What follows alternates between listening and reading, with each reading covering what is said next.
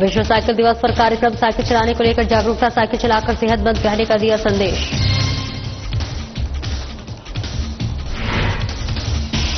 बेमेतरा में चावल उत्सव का हुआ शुभारंभ, खाद्य एवं नागरिक आपूर्ति मंत्री ने किया शुभारंभ। 3 माह का चावल ले सकते हैं एक साथ। कोंडागांव में जनदर्शन कार्यक्रम का आयोजन, कलेक्टर ने जनदर्शन में सुनी समस्या, तिलकराम को मिला तत्काल राशन कार्ड। रायपुर में जनसंवाद कार्यक्रम का आयोजन, कलेक्टर और एसएसपी ने लोगों से किया संवाद, जन कल्याणकारी योजनाओं को दी गई नई जानकारी। और रजिस्ट्री कार्य को सरल बनाने की पहल सरकार की तरफ से किया जा रहा बदलाव, रजिस्ट्री कराने में लोगों को होगी आसानी।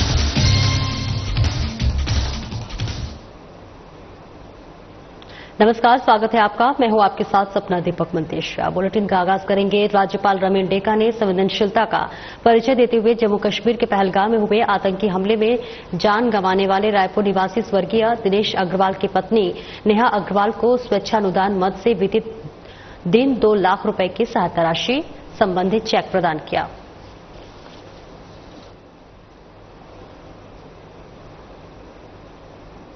और इस बीच तस्वीर आपको दिखा रहे हैं जहां पर राज्यपाल रमेन डेका ने अपनी संवेदनशीलता का परिचय देते हुए जम्मू कश्मीर के पहलगाम में हुए आतंकी हमले में जान गंवाने वाले रायपुर निवासी स्वर्गीय दिनेश अग्रवाल की पत्नी नेहा अग्रवाल को 2 लाख रुपए की सहायता राशि प्रदान की।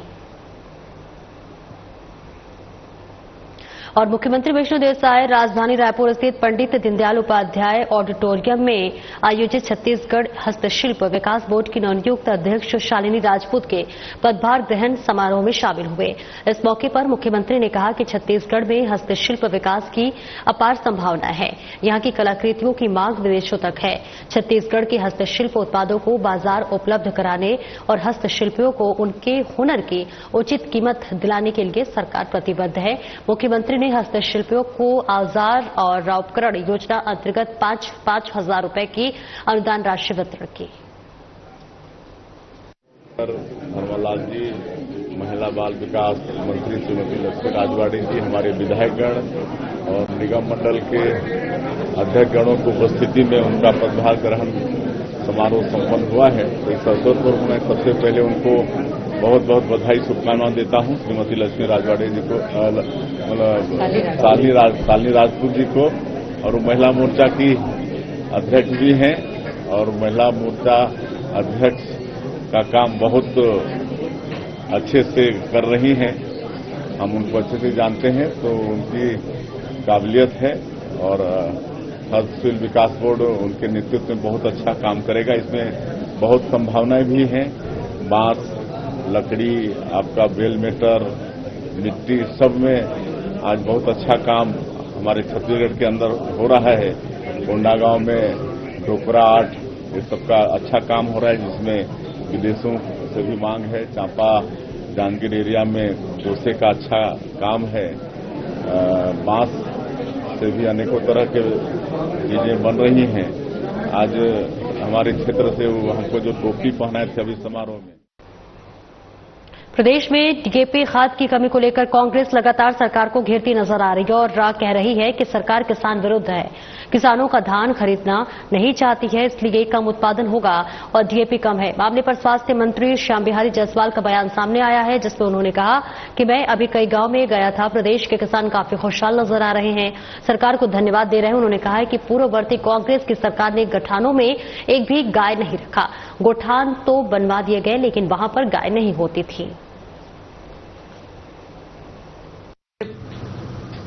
पर्टिकुलर मैं किसी डीएपी कंपनी की बात करूं तो पूरे वर्ल्ड में डीएपी की सप्लाई हो नहीं रही, क्योंकि यूक्रेन में वो बनता था और यूक्रेन में युद्ध की वजह से उस कंपनी ने अपना उत्पादन बहुत कम कर लिया है। ऐसे में भारत के पास डीएपी का जो कंपोजिशन है, वो उस कंपोजिशन का खाद हमारे पास उसी गुणवत्ता का पर्याप्त उपलब्ध है। किसान को किसी प्रकार का उपज में प्रभाव नहीं पड़ेगा, उर्वरक क्षमता में किसी प्रकार का प्रभाव नहीं पड़ेगा और छत्तीसगढ़ सरकार के पास पर्याप्त मात्रा में खाद उपलब्ध है, हर प्रकार की खाद उपलब्ध है।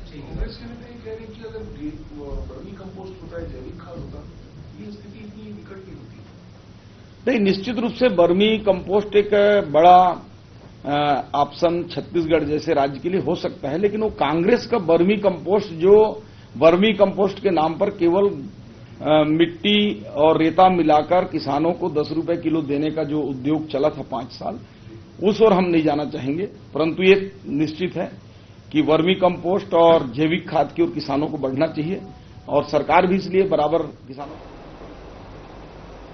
कांग्रेस सांसद राहुल गांधी के बयान, जिसमें उन्होंने लंगड़े घोड़े और रेस के घोड़े को अलग करने की बात कही थी। अब इस मामले पर छत्तीसगढ़ के स्वास्थ्य मंत्री श्याम बिहारी जायसवाल का बयान सामने आया है, जिसमें उन्होंने कहा है कि राहुल गांधी को सबसे पहले अपने बारात का घोड़ी चढ़ना चाहिए, पहले शादी करना चाहिए और उसके बाद अपने पार्टी के कार्यकर्ताओं के लंगड़े घोड़े रेस के घोड़े की पहचान करनी चाहिए। राहुल गांधी जी को तो सबसे पहले अपनी शादी करानी चाहिए, घोड़ी में बैठना चाहिए, बारात जाना चाहिए, फिर वो लंगड़े घोड़े, अच्छे घोड़े, पैदल घोड़े, ताकतवर घोड़े की बात करेंगे। पहले अपनी राहुल गांधी जी अपनी शादी कराएं, घोड़ी में बैठें, फिर इसके बाद जो है वो घोड़ी घोड़ा के बारे में सोचें। देखिए, अब तो टॉप लीडर ही अपने ही लोगों को, कुछ को लंगड़े, कुछ को मजबूत बोलने लगे हैं, तो कहीं न कहीं ये कांग्रेस सब समाप्ति की ओर है। ये बयान राहुल गांधी जी का दर्शाता है कि अपने ही लोगों को, चूंकि परिवार में सब लोग बराबर नहीं होते हैं, कुछ कमजोर होते हैं, कुछ बुद्धिमान होते हैं, कुछ कम बुद्धि के होते हैं, कुछ कम ताकतवर होते हैं। इसका मतलब ये नहीं है कि आप कमजोर हैं उनको लंगड़े घोड़े बनाकर उनको बैठा दो, उनको हटा दो, उनको मार दो। पीसीसी चीफ दीपक बैज का बयान सामने आया है, जिसमें उन्होंने एक बार फिर से प्रदेश में डीएपी खाद की कमी पर चिंता व्यक्त करते हुए कहा है कि प्रदेश के किसान चिंतित है। खाद को लेकर डबल इंजन की सरकार दावा करती थी, लेकिन सरकार खाद की कमी को पूरा नहीं कर पा रही है और अब सरकार जवाब भी नहीं दे पा रही है। किसान पूरी तरह से नुकसान में है और सरकार के प्रति आक्रोशित भी हैं। देश में पूरे प्रदेश के किसान चिंतित है खाद को लेकर, और ये डबल इंजन की सरकार बड़े दावा करती थी, लेकिन सरकार खाद की कमी पूरा नहीं कर पा रही है। अब किसानों के सामने जवाब देने की स्थिति में नहीं है। इसको लेकर मतलब पूरे प्रदेश में जितने खाद की मांग है उसकी तुलना में पूर्ति बिल्कुल भी नहीं के बराबर है। उस कंडीशन में किसानों को या फिर किसी दुकानों से, व्यापारियों से या फिर काला बाजार खाद की कालाबाजारी से उनको खरीदना पड़ेगा।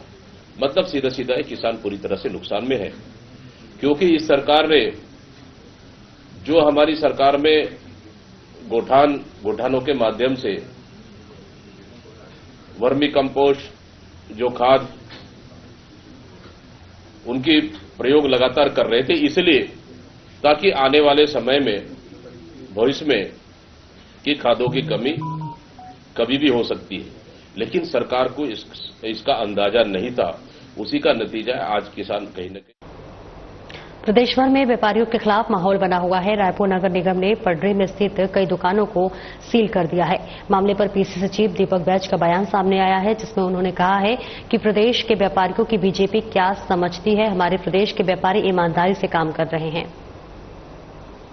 पूरे प्रदेश में और प्रदेश के व्यापारियों के ऊपर छापे मारे जा रहे हैं, जीएसटी का छापा पड़ रहा है।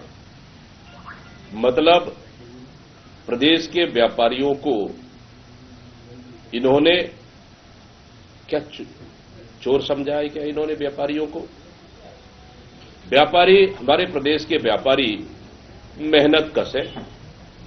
हमारे प्रदेश के व्यापारी ईमानदारी से सरकार को, ग्राहक और सरकार के बीच में काम कर रहे हैं, ईमानदारी से सरकार को जीएसटी पटा रहे हैं, लेकिन उसके बावजूद भी जबरन 5-5, 6-6 महीने में 2-2, 3-3 बार छापा मारना और उनसे अवैध वसूली करना, ये कहां का नियम है? मतलब जीएसटी विभाग पूरे प्रदेश में इतना लूट मचा के रखी है, इसका जिम्मेदार कौन है? मतलब प्रदेश में पूरी तरह से भ्रष्टाचार, जीएसटी विभाग में भ्रष्टाचार हावी है। इसका जिम्मेदार कौन है?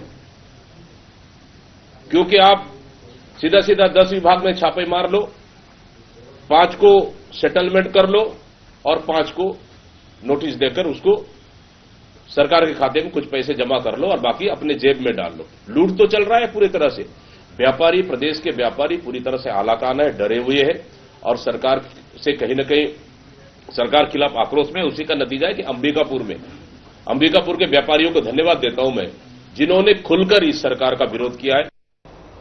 और रायपुर उत्तर विधायक पुरंदर मिश्रा ने रायपुर उत्तर विधानसभा क्षेत्र के अंतर्गत नगरपालिका निगम रायपुर जोन क्रमांक 3 के तहत नेताजी सुभाष चंद्र बोस वार्ड क्रमांक 31 के क्षेत्र खमारडीह पुलिस थाना के पास महाप्रभु जगन्नाथ स्वामी जी की मौसी माता गुंडीचा का घर बनाने विधायक निधि मद से 24 लाख रुपए की स्वीकृत लागत से नए सामुदायिक भवन का निर्माण और विकास कार्य शिफल फोड़कर और कुदाल चलाकर किया गया। इस दौरान नगर निगम लोक कर पूर्व विभाग अध्यक्ष दीपक जायसवाल, जोन 3 अध्यक्ष साधना प्रमोद साहू, जल कार्य विभाग अध्यक्ष संतोष सीमा साहू, नेताजी सुभाष चंद्र बोस वार्ड पार्षद पुष्पा रोहित साहू सहित तमाम लोग मौके पर मौजूद रहे।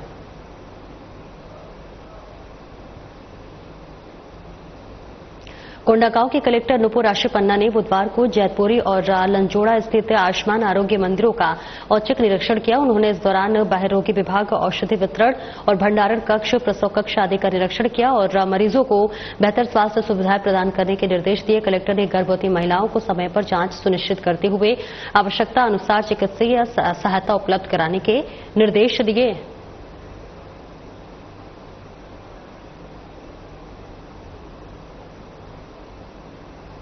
कोंडागांव कलेक्टर नुपुर आशी पन्ना ने बुधवार को जैतपुरी और लंजोड़ा स्थित सार्वजनिक वितरण प्रणाली अंतर्गत संचालित उचित मूल्य की दुकानों का औचक निरीक्षण किया। उन्होंने इस दौरान शासन द्वारा प्रदाय की गई 3 माह के चावल वितरण की व्यवस्था का अवलोकन किया और सभी हितग्राहियों को शासन के निर्देशानुसार चावल वितरण सुनिश्चित करने के निर्देश दिए। उन्होंने कहा कि किसी भी हितग्राही को राशन प्राप्त करने में समस्या न आए और शासन के निर्देशानुसार हितग्राहियों को चावल के साथ ही नमक, चना, शक्कर इत्यादि का वितरण भी सुनिश्चित किया जाए।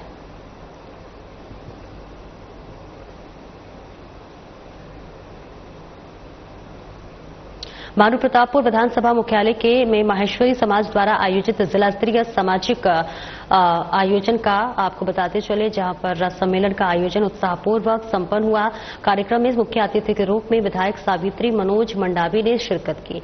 इस मौके पर उन्होंने समाज के सभी सदस्यों को शुभकामनाएं दी और सामाजिक एकजुटता, सांस्कृतिक मूल्यों की रक्षा और समुदाय के सतत विकास पर बल दिया। उन्होंने युवाओं से आह्वान किया कि वे शिक्षा, उद्यमिता और सेवा के माध्यम से समाज को नई दिशा दें। कार्यक्रम में भानुप्रतापपुर नगर पंचायत के पूर्व अध्यक्ष सुनील बबला पाढ़ी मौजूद रहे। सभी ने कार्यक्रम को सफल बनाने में सहयोग किया। कार्यक्रम के अंत में अतिथियों का सम्मान किया गया और समाज की भावी योजनाओं पर विचार विमर्श हुआ।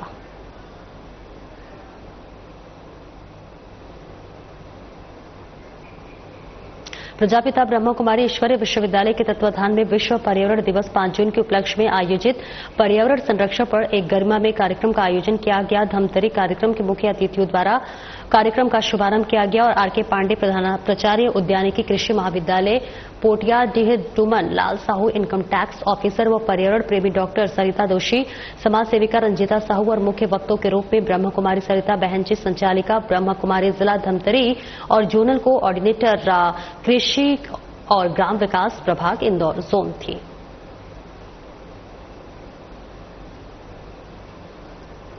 भरतपुर सोनहद विधानसभा क्षेत्र के पूर्व विधायक गुलाब कमरों ने अपने फेसबुक पर अंधाधुंध पेड़ों की कटाई शुरू हो गई है। आदिवासियों से उनके जल जंगल जमीन छीनी जा रही है और वही डीएफओ पर मिली भगत से परिक्षेत्र कुवारपुर बहरासी और इसी के साथ बिहारपुर में वन माफियाओं के द्वारा बड़े पैमाने पर विभिन्न प्रजाति के हरे पेड़ों की कटाई करवा रहे हैं। लकड़ी तस्करी की जा रही है, जिस पर राजस्व वन विभाग भी मौन है। वन मंडल के अंतर्गत बिहारपुर, कुंवारपुर और आपके वाराणसी में बड़े लंबे तौर पर आप देखेंगे यहाँ पर इमारती लकड़ी की तस्करी की जा रही है, जिसकी शिकायत मैंने माननीय मुख्यमंत्री जी से, माननीय वन मंत्री जी से की है कि यहाँ के डीएफओ के संरक्षण में और जो तीनों रेंज के जो रेंजर हैं उनके संरक्षण में बड़े पैमाने पर लकड़ी की तस्करी की जा रही है, इमारती लकड़ी की तस्करी की जा रही है। बिहार में पूर्व में भी सराई के काटे थे, उस पर कार्रवाई हुई है। मुझे जो जानकारी मिला है कि फॉर्च्यूनर गाड़ी से भी अवैध जिस तस्करी की जा रही है, बड़े बड़े ट्रकों में गाड़ी उत्तर प्रदेश में जा रही है। आखिर मैं पूछना चाहता हूं कि हमारे फॉरेस्ट विभाग के अधिकारी कहाँ मौन क्यों हैं, कार्रवाई क्यों नहीं हो पा रही है? इसलिए क्योंकि जो हमारे जो इमारती लकड़ियां हैं, जो ये आदिवासी क्षेत्र है, जो हमारे आदिवासी भाई लघु वनोपज से जो है उनका जीविका का साधन होता है, साथ साथ ही पेड़ों के कटाई से हमारा पर्यावरण का संतुलन भी पूरी तरह से बिगड़ेगा। इसलिए मैं मांग करता हूं कि जिस तरह से सरगुजा में जो पेड़ कट रही है, हम नहीं चाहते कि भरतपुर विधानसभा की इन तीनों रेंज में तस्करी के माध्यम से पेड़ों की कटाई की जा रही है। उस पर मैं चाहता हूं अंकुश लगे। माननीय मुख्यमंत्री और वन मंत्री जी से मैं मांग करता हूं कि इस पर तत्काल रोक लगना चाहिए और डीएफओ के ऊपर, संबंधित रेंजों के ऊपर कार्रवाई होनी चाहिए। अगर कार्रवाई नहीं होती है तो कांग्रेस पार्टी धरना प्रदर्शन करेगी, सड़कों में चक्का जाम करेगी, क्योंकि हम आदिवासियों का जल जंगल जमीन हमारा है, ये हमारा अधिकार है, हमारी सुरक्षा की जिम्मेदारी है। क्योंकि मैं भी एक आदिवासी समाज से आता हूं, प्राकृतिक के पुजारी हैं, प्राकृतिक माने पेड़ के पुजारी हम हैं, इसलिए सुरक्षा की जिम्मेदारी भी हमारी है। और आगे बढ़ेंगे जहां पर छत्तीसगढ़ के पूर्व खाद्य मंत्री अमरजीत भगत का बयान सामने आया है, जिसमें उन्होंने चावल उत्सव को लेकर बयान देते हुए कहा है कि चावल वितरण की व्यवस्था पहले भी होती रही है, कोई नई बात नहीं है। अपने कार्यकाल में हमने 4-4 महीनों का एक साथ चावल वितरित कराया है। एफसीआई और बाकी जगह मूवमेंट रहता है, इसलिए एक साथ दिया जाता है। उन्होंने उत्सव पर तंज कसते हुए कहा कि उत्सव एक नियम होता है, जो कि खुशहाली छत्तीसगढ़ में नया कुछ होता तो खुशहाली होती है, लेकिन कुछ नया कहाँ है।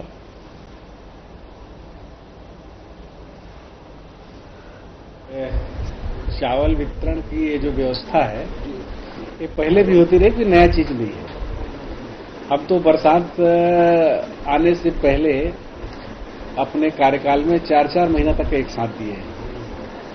पहुंच विहीन क्षेत्र में जहां नदी नाले पहाड़ या भौगोलिक दृष्टि से आवागमन में दिक्कत है, उन क्षेत्रों के लिए दिया जाता है। और सामान्य वे में भी जब एफसीआई में और बाकी जगह मूवमेंट में दिक्कत रहता है तो स्पेस बने करके 3-3 महीना का पहले दिया गया है। कोई नया चीज नहीं है। और पब्लिक के सहूलियत के लिए सरकार अपनी सहूलियत के लिए ये सब काम करते रहते हैं। चावल देते थे लेकिन उत्सव नहीं बनाते थे, चावल उत्सव। अब क्या है कि जिनको उत्सव मनाने का आदत है तो किसी का में भी उत्सव मना लेते हैं। अब उत्सव में होता है कुछ उसका एक नियम होता है, उसमें गांव में खुशहाली होती है, लोगों में खुशहाली होती है। तो छत्तीसगढ़ में कुछ नया करते तो जरूर खुशहाली होती, नया कुछ तो हो नहीं रहा है। साल भर में एक बार जैसे कर्मा का त्योहार आया, तीजा का त्योहार आया, दिवाली का आया, होली का आया, तो उसमें दिखता है कि खुशहाली है, मिठाई बट रहा है, नाच रहे हैं, रंग गुलाल चल रहा है या पटाखा। उत्सव का तो यही एक पैमाना रहता है। और ऐसे ही उत्सव का बोर्ड टांगना है तो कहीं भी टांग दो, उसमें कोई मना ही थोड़े ना। उत्सव जैसा माहौल रहेगा गाँव में 3 महीने चावल मिलेगा नहीं, ऐसा कुछ नहीं है। वो चीज नया कुछ नहीं है ना। जो व्यवस्था चल रही थी उसको आप रिपीट कर रहे हैं, तो उसमें कोई नया या उत्सव मनाने जैसी कोई बात नहीं है। पूर्व मंत्री अमरजीत भगत का बयान सामने आया है, जिसमें उन्होंने 11 तारीख को मोदी सरकार के 11 साल पूरे होने पर उत्सव को लेकर बयान देते हुए कहा कि बीजेपी मित्रों से आग्रह करता हूं कि बड़े नेता यदि बोल रहे हैं तो काफी विश्वसनीयता होती है। सिंदूर बांटने की घोषणा किया था, उसको क्यों रोका गया? उसका रिजल्ट देखना था। जो कहते हैं उसे करते नहीं है, दूसरी घोषणा कर देते हैं। उसी के साथ उन्होंने खाद की किल्लत पर भी कहा कि सभी मंत्रियों के बयान में विरोधाभास से रासायनिक खाद की पूर्ति नहीं हो पा रही है तो निश्चित उत्पादन प्रभावित होगा। आप चाहते हैं कि उत्पादन कम हो ताकि धान कम खरीदना पड़े।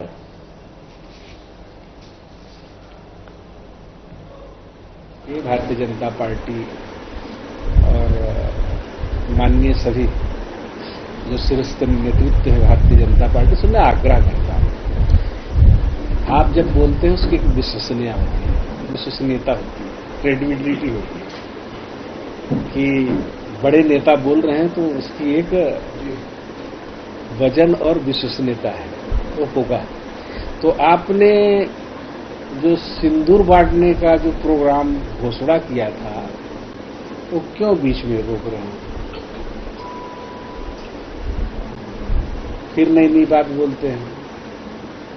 तो आपने एक बार घोषणा किया था, उसको करके देखना था ना, उसका रिजल्ट क्या आता है। आप फिल्म का जो क्या दिखता है, कास्टिंग दिखाते हैं ना, टेलर से ही आप डर गए। अरे उसको नजदीक से देखना था ना, इसके बाद उसका क्या असर होता है। तो फिर आज हर चीज रोज नया नया आप बात करेंगे, आप पहले वाला पूरा करते नहीं है। ये तो आप चाहते हैं कि बांटना चाहिए बांटे। मैं अपने से कुछ नहीं चाहता, लेकिन आप जो कहते हैं ना उसमें मैं विश्वास करता हूं और उम्मीद करता हूं कि देश के नेता बोल रहे हैं, राजनीतिक पार्टी के जिम्मेदार जनप्रतिनिधि बोल रहे हैं, मतलब ये होगा। अब बीच में हवा निकल जाता है।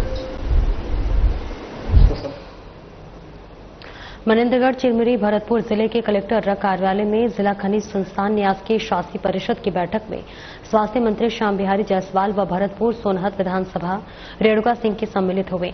इस दौरान डीएमएफ के तहत क्षेत्र में विकास कार्यों एवं विभिन्न योजनाओं के संबंध में समीक्षा की गई। बैठक में जिला पंचायत अध्यक्ष Yashwanti Singh, collector D Rahul Venkat, CEO Ankita Som सहित जन प्रतिनिधिगण और अधिकारी कर्मचारी मौजूद रहे।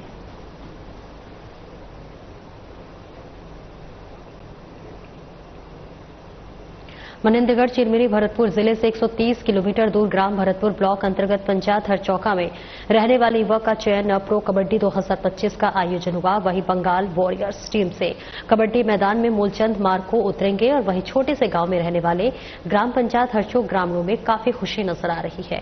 वहीं मीडिया कर्मी ने घर परिवार वालों से बात की तो उन्होंने बताया कि मूलचंद मार्को को यदि मौका मिला तो वो एमसीबी जिले का नाम और बड़े स्तर पर रोशन करेगा।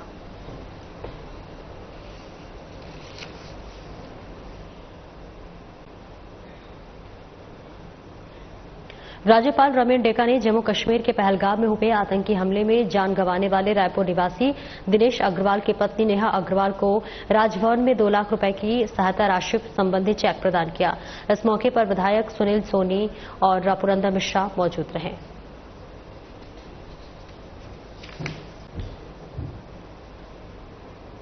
राज्यपाल रमेन डेका जिला मोहला, मानपुर, अंबागढ़ जिले के प्रवास पर रहे। छत्तीसगढ़ राज्य निर्माण के बाद पहली बार जिला मोहला, मानपुर, अंबागढ़ चौकी जिले के सीमा क्षेत्र में पहली बार राज्यपाल का आगमन हुआ। मौका था जब प्रदेश के राज्यपाल जिले के सीमा में पहुंचे। राज्यपाल ने यहां जिला कार्यालय के सभा कक्ष में प्रशासनिक अधिकारियों की बैठक को लेकर जिले में चलाए जा रहे महत्वपूर्ण कार्यक्रमों, योजनाओं के बारे में जानकारी ली और इसी के साथ राज्यपाल रमेन डेका ने कहा कि अधिकारीगण प्रशासनिक उत्तरदायित्व और जवाबदेही के साथ आम जनता के प्रति अपनी जिम्मेदारी को समझे, जनता से संवाद करें और उनकी समस्याओं को सुनकर सुलझाएं। राज्यपाल रमेन डेका ने आकांक्षित जिला के अंतर्गत किए जा रहे कार्यों और कार्यक्रमों की जानकारी ली। उन्होंने महिलाओं और बच्चों के पोषण पर विशेष ध्यान देने, गुणवत्ता युक्त शिक्षा को बढ़ावा देने जैसे प्रयासों पर बड़े स्तर पर कार्य योजना बनाकर कार्य करने को कहा।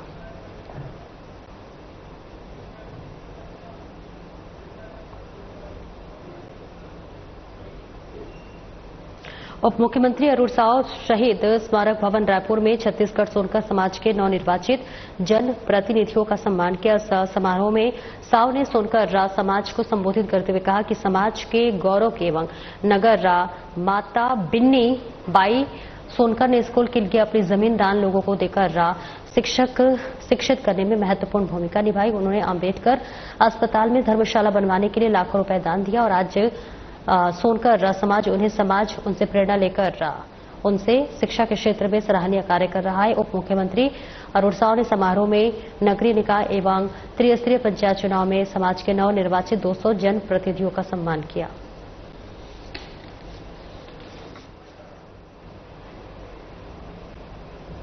फिलहाल इस बुलेटिन में इतना ही। नमस्कार।